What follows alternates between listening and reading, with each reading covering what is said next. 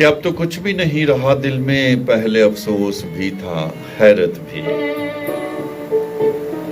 زندگی کا سادہ سا فلسفہ ہے، ہم جیسے جیسے زندگی کو سمجھنے کی کوشش کرتے ہیں ویسے ویسے زندگی کی تلخیوں سے، حقیقتوں سے آشنا ہوتے ہیں۔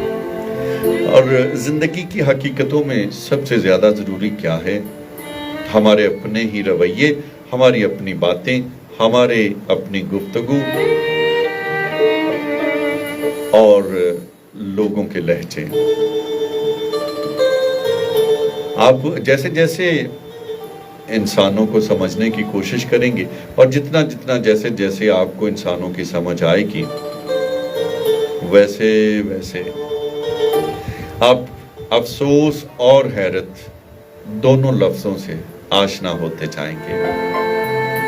انسان افسوس اور حیرت کے ان دو لفظوں سے تب مکمل طور پر واقعی آشنا ہوتا ہے جب وہ اپنے دل کے اندر سے بہت ساری یادوں کو کھرچ چکا ہوتا ہے، بہت سارے وعدوں کی سرحدوں کو مٹا چکا ہوتا ہے اور بہت سارے خوابوں کو نوچ کے آنکھوں سے پھینک دیتا ہے۔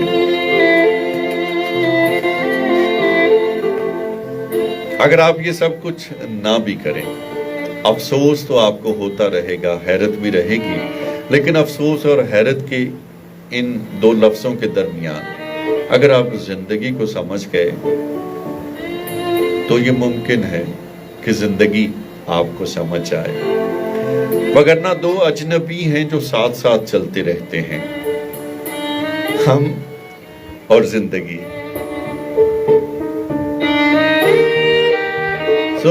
زندگی کا فاصلہ میں پہلے عرض کر رہا تھا کہ یہ ایک ایسے ریگ دشت فراق کے مانند ہے کہ جس کو آپ جتنا طے کرتے ہیں یہ اتنا ہی طویل ہو جاتا ہے۔ زندگی وہ مسافت ہے جسے آپ جتنا کم جانتے ہیں یہ اتنی ہی طویل ہو جاتی ہے، کہ یہ جو ریگ دشت فراق ہے یہ رکے اگر تو نشاں ملے، یہ رکے اگر تو نشاں ملے، یہ نشاں ملے کہ جو فاصلوں کی صلیب ہے یہ گڑی ہوئی ہے کہاں کہاں۔